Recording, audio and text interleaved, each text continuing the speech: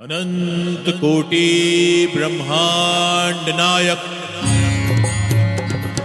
राजा धीराज योगीरा परब्रह्म श्री सच्चिदानंद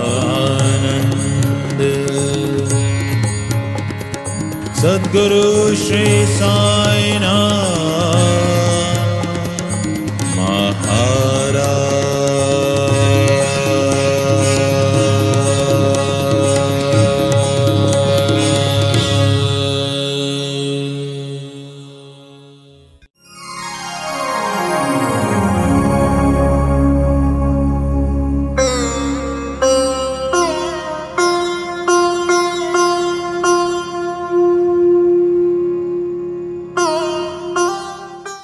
और न जाने वो कौन सा ऋणानुबंध था जिसके चलते साईं को खुद शिरडी की जमीन पर अवतरित होना पड़ा। राम ने अयोध्या को चुना, कृष्ण ने मथुरा को चुना, जीसस ने बेथलेहम को, साईं ने शिरडी को चुना। कहते हैं मिट्टी में इतनी ताकत होती है कि वो खींच लेती है। मुझे बताया गया कि आपका परिवार कुछ पुश्तों पहले शिवपुरी में आ गया था। मिट्टी ने खींचा। मिट्टी में बड़ी ताकत होती है, इसीलिए हमारे शास्त्रों में कहा गया है कि स्थानम बलम प्रधानम। ये कथा कहीं और भी हो सकती थी, लेकिन इस कथा को यहीं पर उद्गम पाना था, तो कथा यहां पर आई। शिरडी, जिसको बाबा के समय में शिलधी कहा जाता था। अगर हम शिलधी शब्द का संधि विच्छेद करें, उसको दो भागों में विभक्त करें, तो शिला धनधी, शिला और धी बनता है। शिला मतलब पर्वत और धी मतलब ज्ञान। शिलधी मतलब ज्ञान का पर्वत।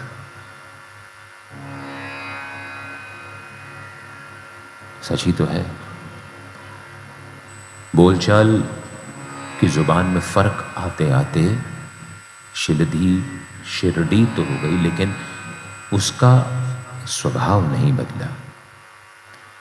वहां रहने वालों का स्वभाव जरूर बदल गया हो, लेकिन शिरडी की भूमि ने अपना स्वभाव नहीं बदला। उसके अंदर ज्ञान था, उस जगह पर ज्ञान था, लेकिन उस ज्ञान को हवा देने वाला कोई संत, कोई महापुरुष, कोई बुद्ध पुरुष, कोई युग पुरुष वहां पर नहीं आया था। एक दिन सवेरे नाना चौपदार की मां देखती हैं कि कोई 16-17 साल का नई उम्र का लड़का एक नीम के पेड़ के नीचे बैठा हुआ तपस्या में लीन है। बात आई गई हो गई। महाराष्ट्र के उस अंचल को संत भूमि भी कहा जाता है, इसलिए वहां पे पीर, फकीर, सूफी संतों का आना जाना लगा रहता था। नाना चौबदार की मां ने इस बात को कोई बहुत तवज्जो नहीं दी।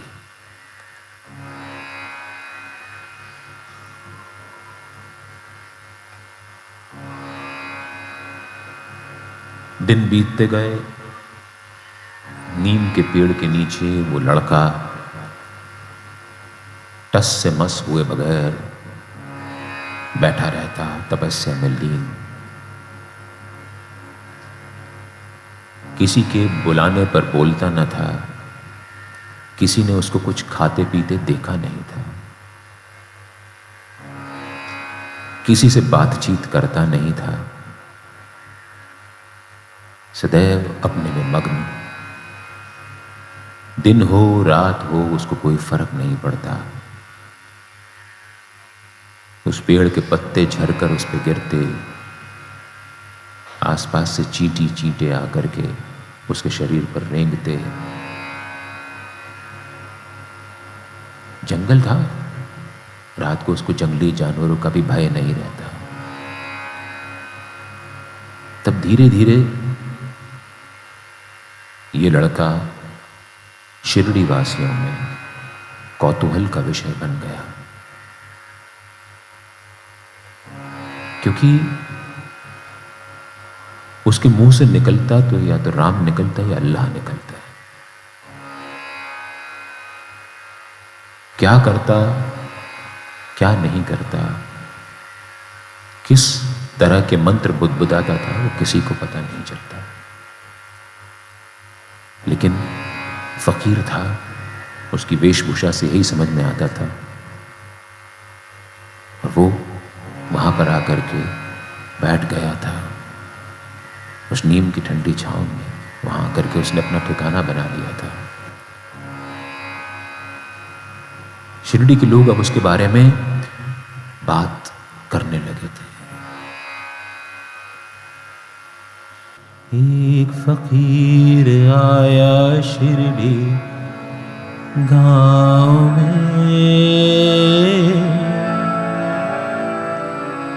आ बैठा वो नीम की ठंडी छांव में।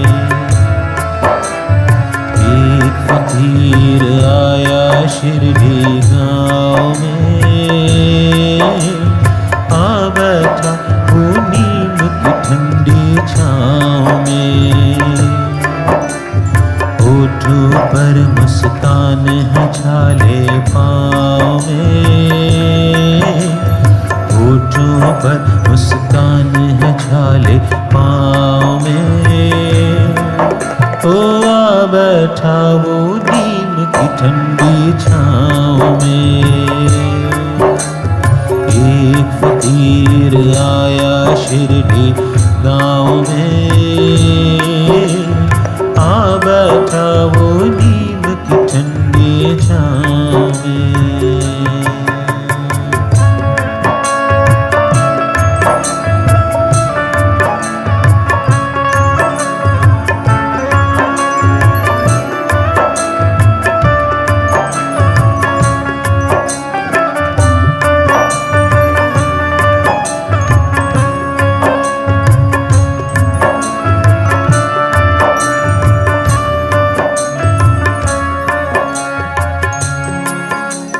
कौन कोई न जाने, कोई उसको ना पहचाने। है कौन कोई न जाने, कोई उसको ना पहचाने। चोला फकीर का पहना, देखो जग के दाता ने। चोला फकीर का पहना, देखो जग के दाता ने। मांगे सबकी खैर हो दुआओं में, मांगे सबकी खैर हो दुआओं में। ओ आ बैठा एक नीम की ठंडी छाँव में। एक फकीर आया शिरडी गाँव में, आ बैठा एक नीम की ठंडी छाँव में।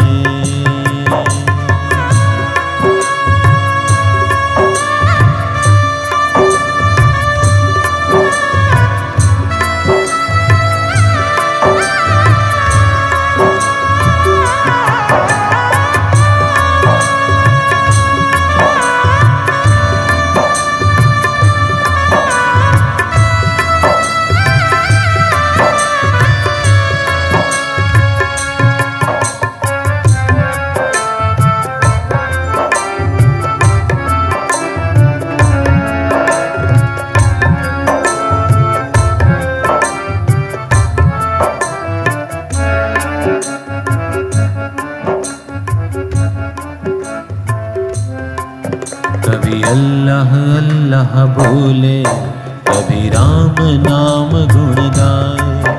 कभी अल्लाह अल्लाह बोले, कभी राम नाम गुण गाए। कोई कहे संत लगता है, कोई पीर फकीर बताए। कोई कहे संत लगता है, कोई पीर फकीर बताए। जाने किससे बातें करे हवाओं में, जाने किससे बातें करे हवाओं में। वो आ बैठा एक नीम की ठंडी छाँव में। एक फकीर आया शिरडी गाँव में, आ बैठा एक नीम की ठंडी छाँव में। होठों पर मुस्कान है झाले पाँव में। ओ आ बैठा एक नीम की ठंडी छाँव में।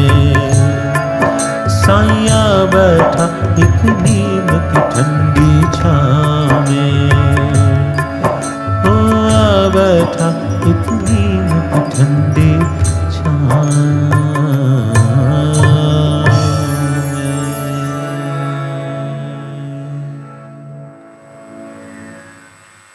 लोग उसका नाम पूछते, वो नहीं बताता।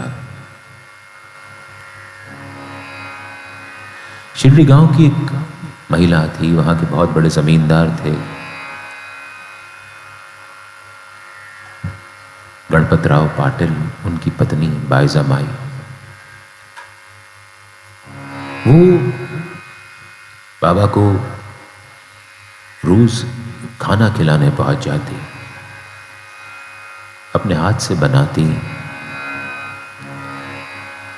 पोटली में भाकर, झुमका, भाजी बांधती और बाबा के पास पहुंच जाती। बाबा को इन सब प्रयोजनों से कोई मतलब था नहीं।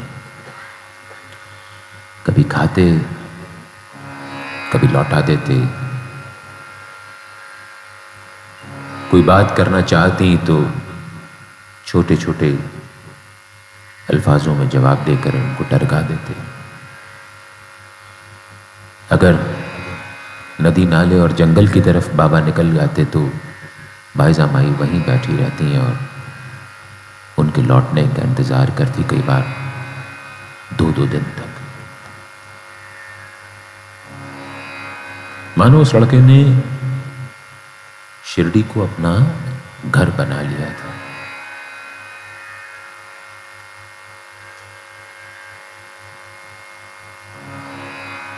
एक दिन शिरडी में खंडोबा मंदिर में मेला लगा। जैसा कि अक्सर होता है हमारे यहाँ भी, हम नवरात्र वगैरह में देखते हैं, कोई भक्ति की एक चरम सीमा तक पहुंचता है, उसके अंदर देवी का संचार होने लगता है। वैसे ही खंडोबा के उत्सव में किसी भक्त में खंडोबा का संचार हुआ। उसको लेकर के शिरडी गांव वाले इस फकीर के पास आए। ये जो 16-17 साल का लड़का, बेनाम लड़का, उसके पास आए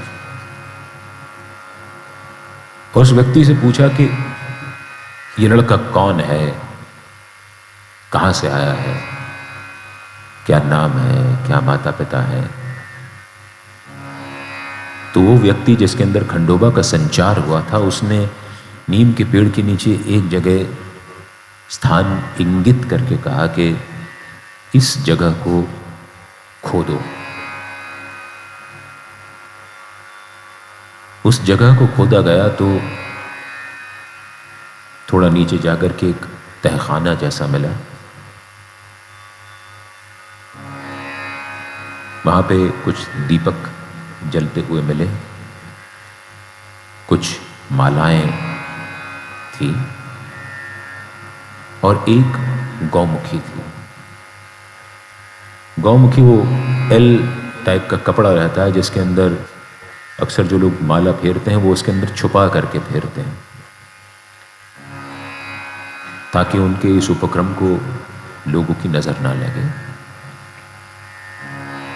और वो अपनी भक्ति को नितांत निजी रखना चाहते हैं, इसलिए गौमुखी में रख करके माला जपते हैं।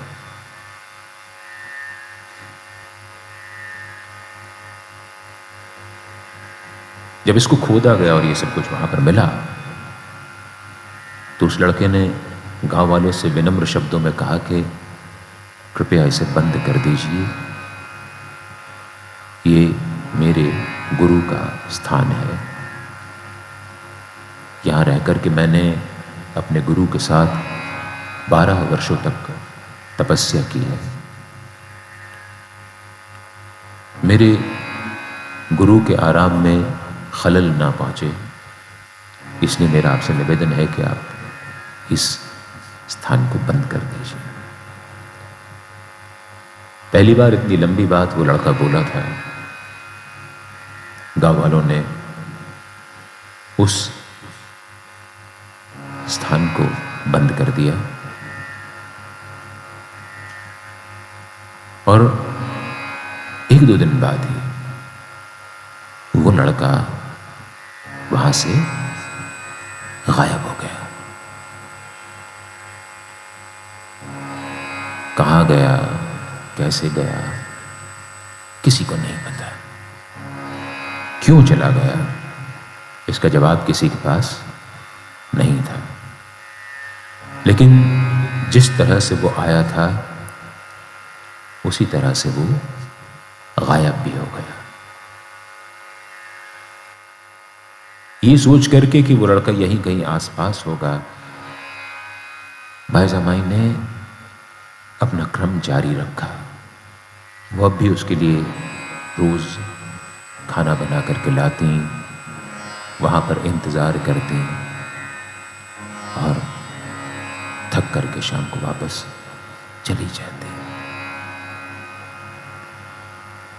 उनके मन में एक ही हूक उठती कि एक बार फिर से उस बालक का तरस उनको दिख जाए,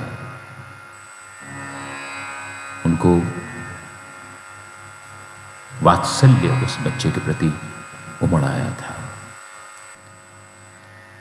बाबा साईं बाबा,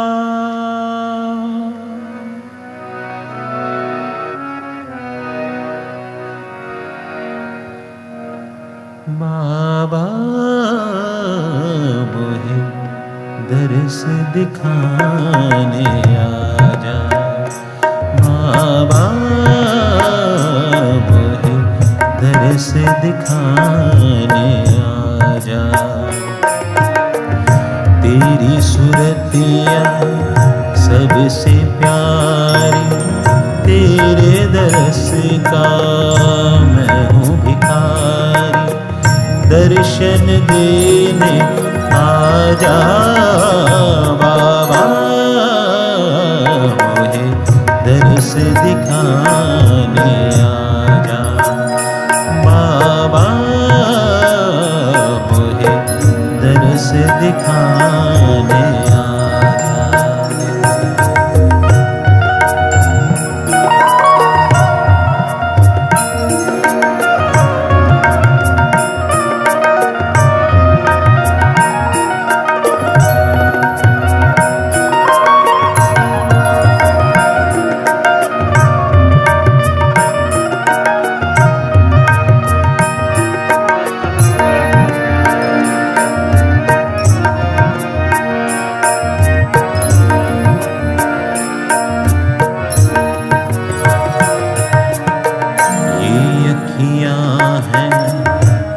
से प्यासी बाबा कर दे दूर उदासी। ये अखियाँ हैं कब से प्यासी बाबा कर दे दूर उदासी। ज्योत जगाने आ आजा बाबा मुझे दरस दिखाने आजा बाबा मुझे दरस दिखाने आजा।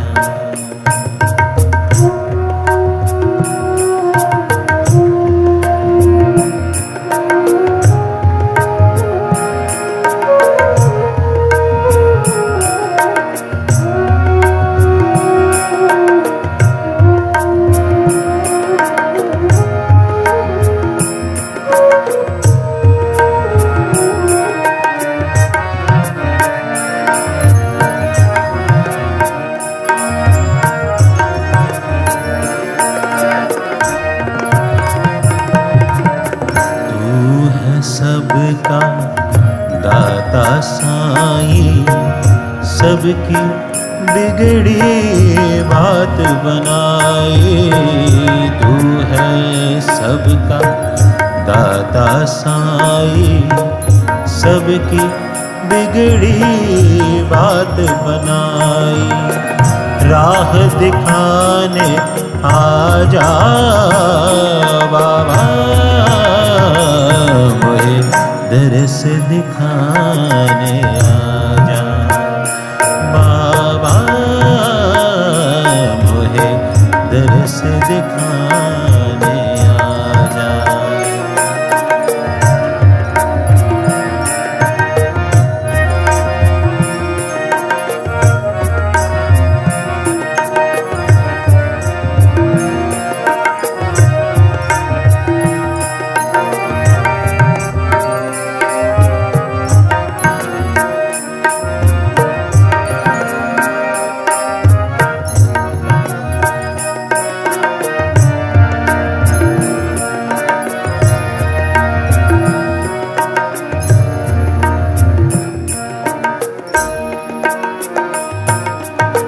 साईं तुझ बिन चैन न पाऊं और मैं किसके द्वारे जाऊं। साईं तुझ बिन चैन न पाऊं और मैं किसके द्वारे जाऊं। दर्श दिखाने आजा बाबा बाबा बाबा बाबा दर्श दिखाने आजा बाबा मुझे दर्श दिखाने आजा। तेरी सुरतिया सबसे प्यारी तेरे दरस का मैं हूँ पुजारी। दर्शन देने आजा बाबा मुझे दर्श दिखाने आजा बाबा मुझे दर्श दिखाने आजा।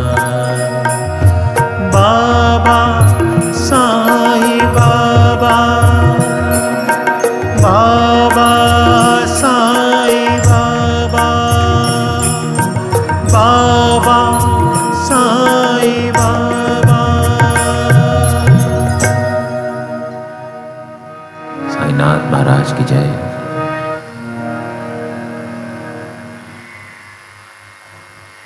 वो लड़का कई सालों तक शिरडी नहीं लौटा। कोई कहता है 3 साल, कोई कहता है 6 महीने, कोई कहता है 8 साल। बहरहाल इस अवधि को लेकर के विवाद हो सकता है, क्योंकि उस जमाने में कैलेंडर तो था, लेकिन कैलेंडर देखना कितनों को आता था ये नहीं पता। उस लड़के को शिरडी से गए हुए कुछ साल हो गए और एक दिन नीम गांव के एक राजस्व अधिकारी को उनकी घोड़ी खोने पर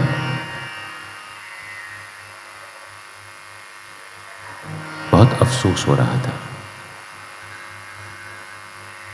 चांद पाटिल उस राजस्व अधिकारी का नाम।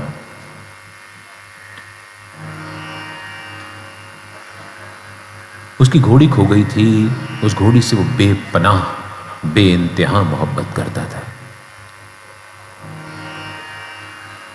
दिन रात उसको पुचकारता, उसको चारा खिलाता, कहीं भी जाना होता उसी पर जाता। इतना बावला हो गया था अपनी घोड़ी के वियोग में कि उसकी जो जीन होती है जिस पे हम बैठते हैं, जिसको कस के हम बैठते हैं, जो सीट होती है उसके साथ बेल्ट जो लगा रहता है, उसको जीन कहते हैं। उस जीन को अपने कंधे पर रख करके घूमता रहता, जंगल जंगल सरोवर सरोवर उसको ढूंढता रहता, बिल्कुल हमारी तरह। हमारी भी कोई प्यारी चीज खो जाती है तो उसके वियोग में हम इतने बावले हो जाते हैं कि उसकी इस्तेमाल की हुई चीजों को, उससे जुड़ी हुई यादों को हम अपने सीने से लगा करके भटकते रहते हैं, दुखी होते रहते हैं। ये भूल जाते हैं कि मिलना भी साईं की कृपा से होता है और बिछड़ना भी साईं की इच्छा से होता है। ये चांद पाटिल अपनी घोड़ी की जीन को कंधे पर लटकाए लटकाए बावलो समान घूम रहा था, जंगल से गुजर रहा था। अपने ही ख्यालों में, अपनी ही धुन में खोया हुआ बढ़ता जा रहा था। पीछे से आवाज आती है, चांद। पलट करके देखता है, देखा तो एक पेड़ के नीचे उसके तने से पीठ लगाए हुए एक फकीर, जवान फकीर, यंग फकीर बैठा हुआ था। चांद को बड़ा आश्चर्य हुआ कि मेरा नाम ये फकीर कैसे जानता है। वो फकीर चांद की ओर देखकर मुस्कुराता है। चांद उससे पूछता है कि आपको मेरा नाम कैसे पता है? फकीर मुस्कुरा के जवाब देता है, तुम्हारी घोड़ी खो गई है ना। अब चांद को और आश्चर्य, न मैं इसको जानता, न ये मुझे जानता, लेकिन ये जानता है कि मेरी घोड़ी खो गई है। कहता है, हाँ, जाओ, तुम्हारी घोड़ी उस पहाड़ी के पीछे एक नाला बह रहा है, वहां पर घास चर रही है। चांद को यकीन नहीं हुआ, लेकिन जब घुप अंधेरे में हमको आशा की एक छोटी सी किरण दिखाई देती है, वो किरण साईं होती है। जब गुप्त अंधेरे में हमको आशा की एक छोटी सी किरण दिखाई देती है तो हम उस किरण के पीछे पीछे निकल जाते हैं। तो बाबा यानी उस फकीर के इशारे किए हुए रास्ते पर चांद भागा दौड़ा जाता है और देखता है कि वाकई में वहां पर उसकी घोड़ी घास चर रही थी। दौड़ता हुआ जाता है, भाव विभल हो उठता है, रोता है, उस घोड़ी को गले से लगाता है, चूमता है, लाड़ करता है और लाड़ में डांट भी देता है कि कहाँ चली गई थी बिना बताए हुए। अपनी जीन जो अभी तक वो कंधे पर लेकर के घूम रहा था उस घोड़ी के ऊपर लगाता है और उसको प्यार से उसी जगह पर ले आता है जहां पे वो फकीर उनको मिला था।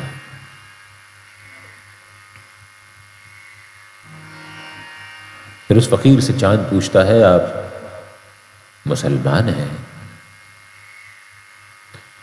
फकीर उसकी बात को अनसुना कहकर के कहता है कि चांद, चिलम पियोगे?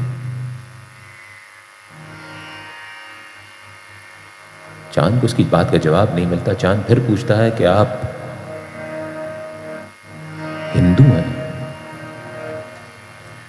कि यार फकीर थोड़ा सख्त लहजा करके पूछता है, चांद मैंने तुमसे पूछा तुम चिलम पियोगे? चांद फिर सरप्राइज कि इस जंगल में न तो पानी है न अंगार है, चिलम जलेगी कैसे? हाँ तो कह देता है। फकीर अपने झोले में से अपना चिमटा निकालता है और जमीन में दे मारता है, वहां से अंगार निकल आता है, उसको चिलम में जमाता है। पानी कहाँ से? क्योंकि चिलम जो होती है वो मिट्टी की होती है और उसके इर्द गिर्द एक कपड़ा लपेटा जाता है जिसको हम सापी कहते हैं। उसको गीला करके लपेटा जाता है ताकि वो जब चिलम अंगार से गर्म हो जाए तो हमारे हाथों में छाले ना पड़े।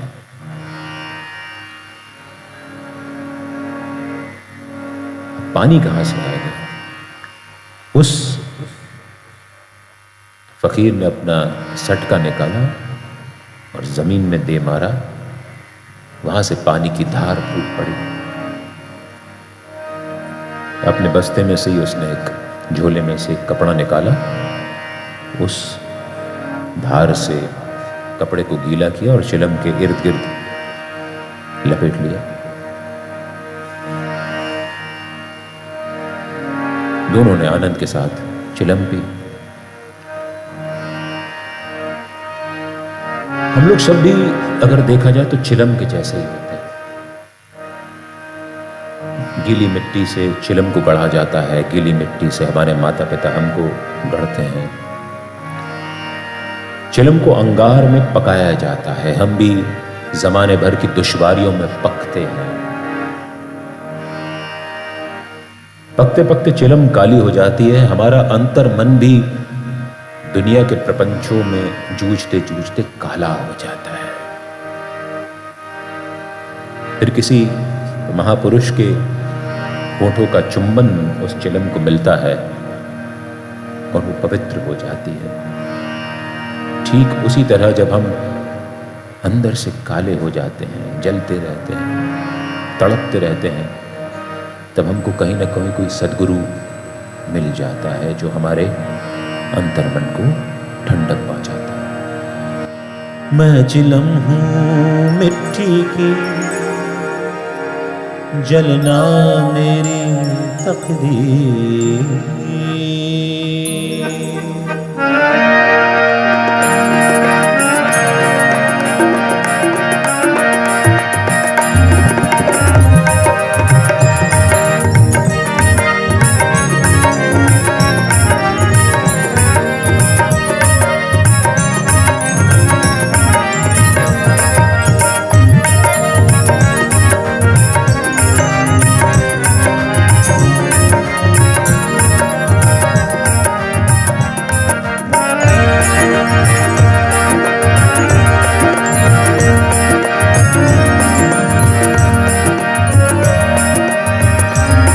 मैं चिलम हूँ मिट्टी की, जलना मेरी तकदीर।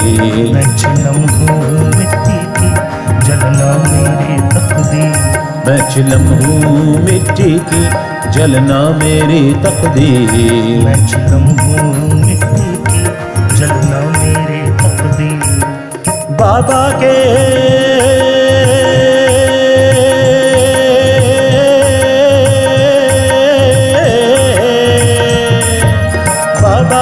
हाथों आई तो मेरी बदल गई तकदीर। मैं चिलम हूँ मिट्टी की, मैं चिलम हूँ मिट्टी की, मैं चिलम हूँ मिट्टी की, जलना मेरी तकदीर।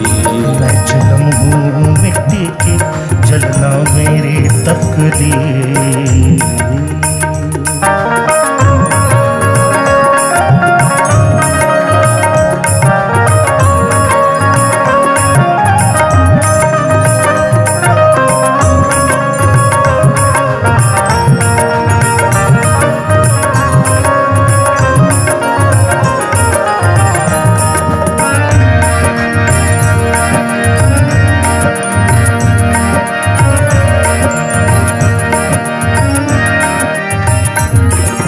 मिट्टी से गढ़ा कुम्हार ने, मिट्टी से गढ़ा कुम्हार ने, धरती पे तपी अंगार में, धरती पे तपी अंगार में। मिट्टी से गढ़ा कुम्हार ने, धरती पे तपी अंगार में, रही मस्त साईं के प्यार में, मुझे भा गया पागल फकीर। मैं चिलम हूँ मिट्टी की, मैं चिलम हूँ मिट्टी की, मैं चिलम हूँ मिट्टी की, जलना मेरी तकदीर। मैं चिलम हूँ मिट्टी की, जलना मेरी तकदीर।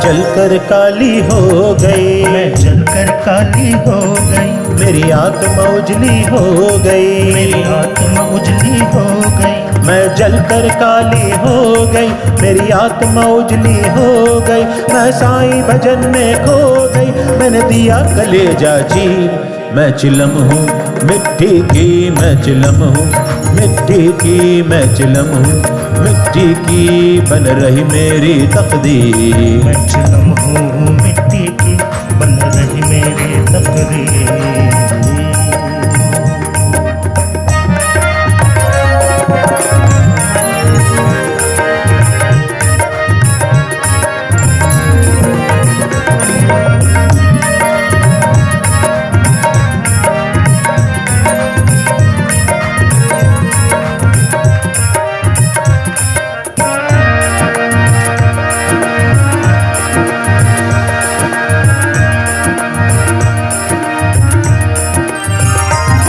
मैं पड़ी पड़ी घबरा रही, मैं पड़ी पड़ी घबरा रही, मुझे याद साईं की आ रही, मुझे याद साईं की आ रही। मैं पड़ी पड़ी घबरा रही, मुझे याद साईं की आ रही, मेरी धड़कन बढ़ती जा रही, मेरी आंखों से झलके नींद। मैं चिलम हूँ मिट्टी की, मैं चिलम हूँ मिट्टी की, मैं चिलम हूँ मिट्टी की, बन गई मेरी तकदीर। मैं चिलम हूँ मिट्टी की, बन गई मेरी तकदीर। बाबा के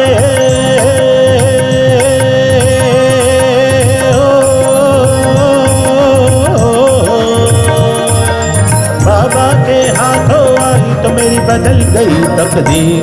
मैं चिलम हूँ मिट्टी की, मैं चिलम हूँ मिट्टी की, मैं चिलम हूँ मिट्टी की, बन गई मेरी तकदीर। मैं चिलम हूँ मिट्टी की, बन गई मेरी तकदीर। बन गई मेरी तकदीर, बन गई मेरी तकदीर। बन गई मेरी तकदीर।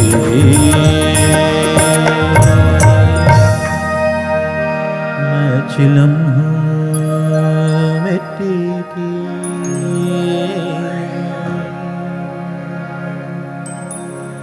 बन गई मेरी तकदीर।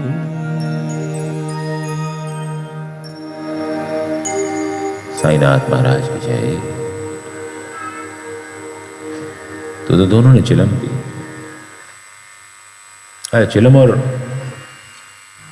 भांग को लेकर के शिव जी का भी बड़ा गहरा नाता है, और अक्सर शिव जी की आड़ लेकर के मैंने कई लोगों को ठीक भी किया है।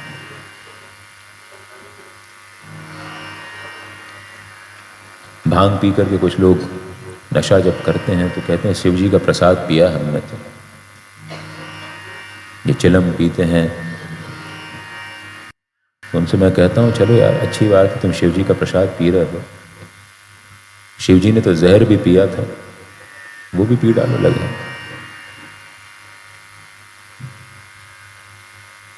हम सबको पता है कि शिव हमेशा विश्राम में क्यों रहते हैं।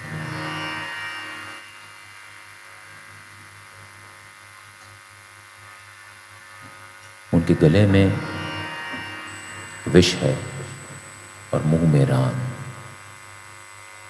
इसीलिए वो सदैव विश्राम में रहते हैं। जो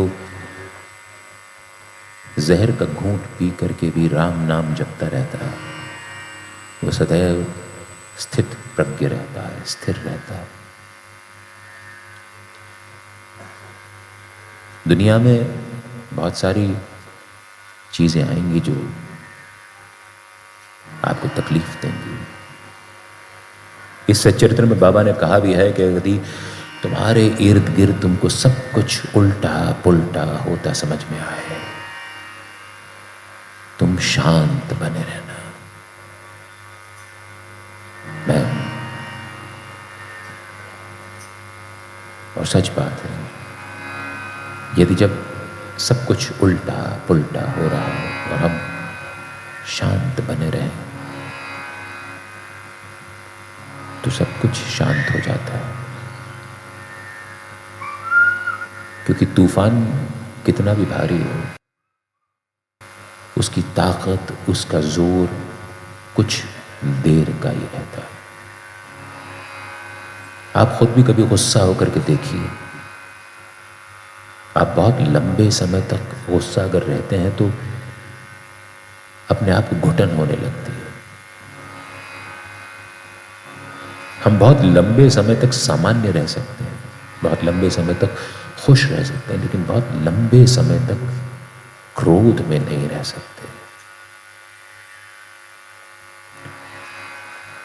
तो गले में विष और मुंह में राम, सब कुछ ठीक होगा। चांद पाटिल को ये फकीर इतना भा गया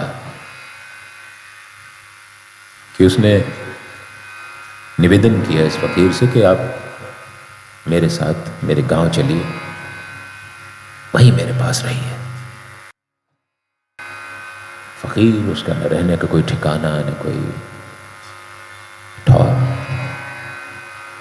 चल भाई, तू कहता तेरे साथ चलते हैं।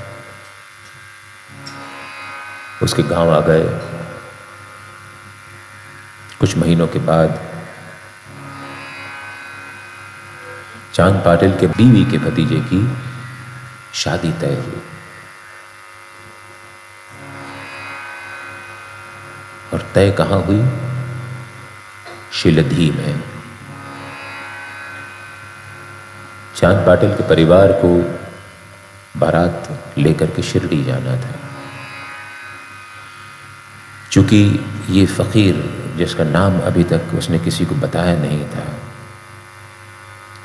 वो भी उनके घर पे रहता था,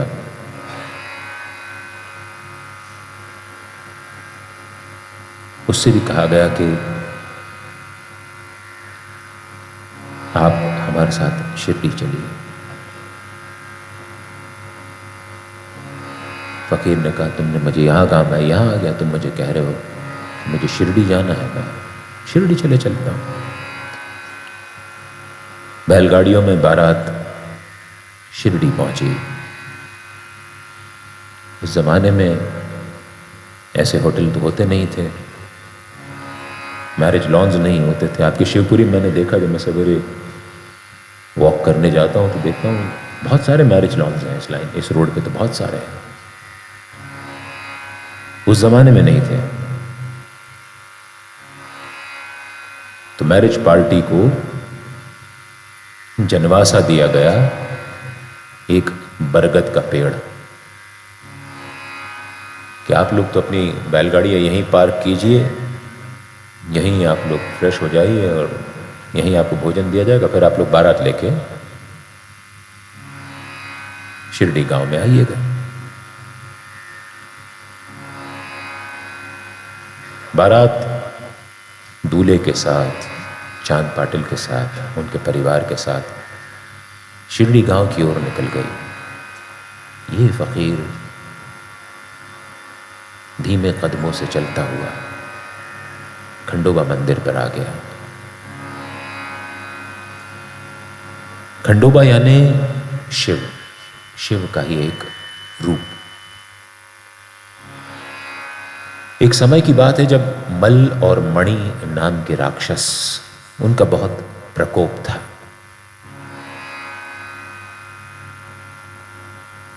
वो देवों को बहुत परेशान करते थे। तो उन राक्षसों के खात्मे के लिए सारे देव पहले भगवान विष्णु के पास गए। भगवान विष्णु ने कहा कि मुझसे बेहतर ये काम शिव कर पाएंगे, तुम लोग शिव के पास जाओ। सारे देव याचना पूर्वक शिव के पास गए, भगवान शिव से निवेदन किया और कहते हैं भगवान शिव ने खंडोबा का रूप लेकर के उन मल और मणि नाम के राक्षसों से देवों को आजादी दिलवाई। वही खंडोबा का मंदिर है। इस मंदिर का प्रमुख स्थान महाराष्ट्र में जेजुरी में है और जिस दिन खंडोबा का उत्सव मनाया जाता है, खंडोबा को प्रिय है हल्दी, तो पूरी जेजुरी में हल्दी से होली खेली जाती है और इस कदर हल्दी वहां पर उड़ती है कि पूरी की पूरी जेजुरी की सारी इमारतों की छतें सुनहरी लगने लगती हैं। इसी खंडोबा देव का मंदिर शिरडी में, वहां पे फकीर चलता हुआ आया। वहां का पुजारी बिल्कुल पढ़ा लिखा नहीं था, शांत स्वभाव का, सरल हृदय का व्यक्ति, मालसापति चिमना जी नागरे।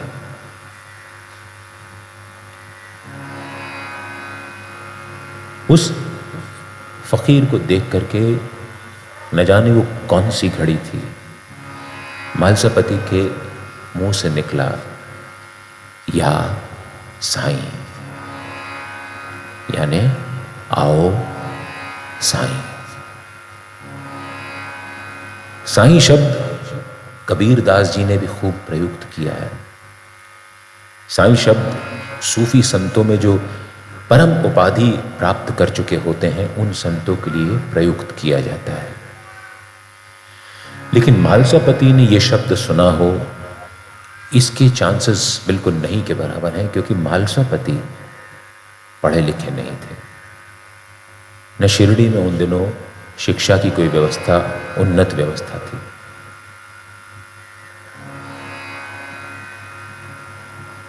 न जाने कैसे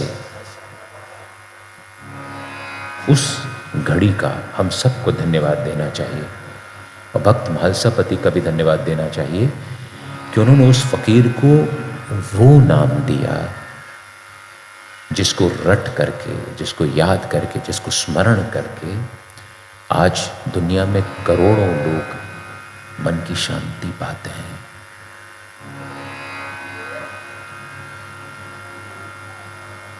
शाम आजकल जल्दी ढलती है। मालसापति ने भी नाम का दीप जलाया था, हम भी नाम का दीप जलाते हैं कि उन्होंने बाबा का नाम स्मरण किया।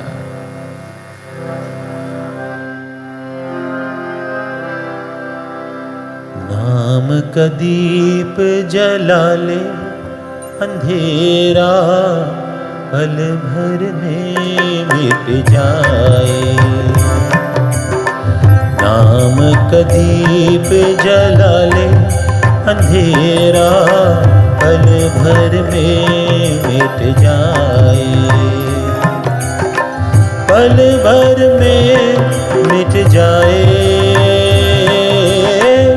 पल भर में मिट जाए अंधेरा, पल भर में मिट जाए। नाम का दीप जला ले अंधेरा पल भर में मिट जाए।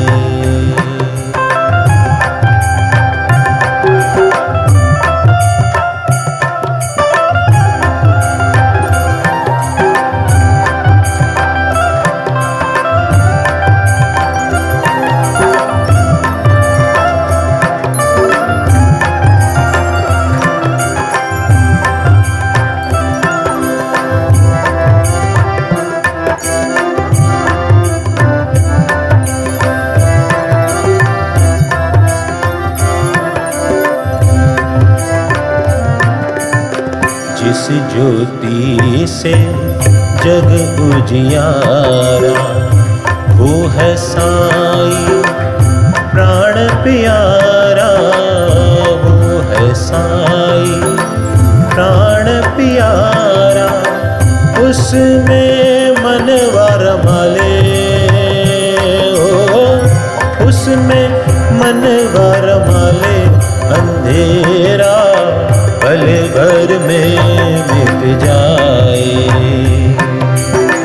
नाम का दीप जला ले, अंधेरा पल भर में मिट जाए।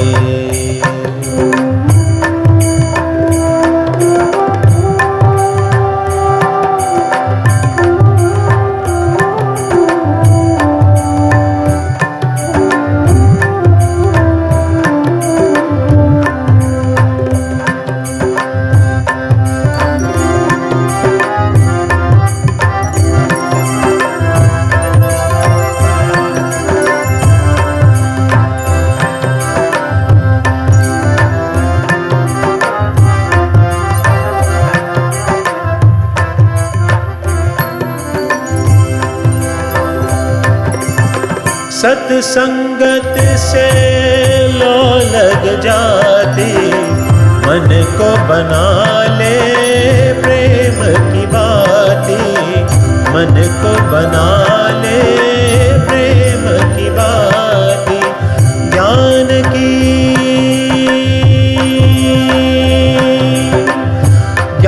की ज्योत जला ले, ज्ञान की ज्योत जला ले, अंधेरा पल भर में मिट जाए। नाम का दीप जला ले, अंधेरा पल भर में मिट जाए।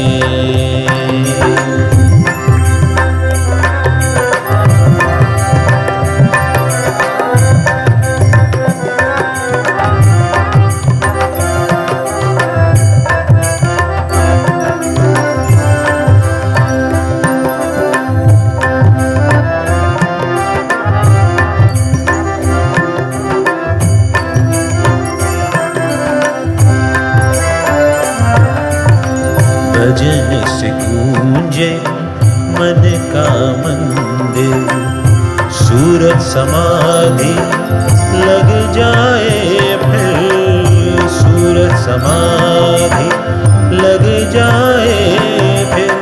चरण पड़े आज़मा ले,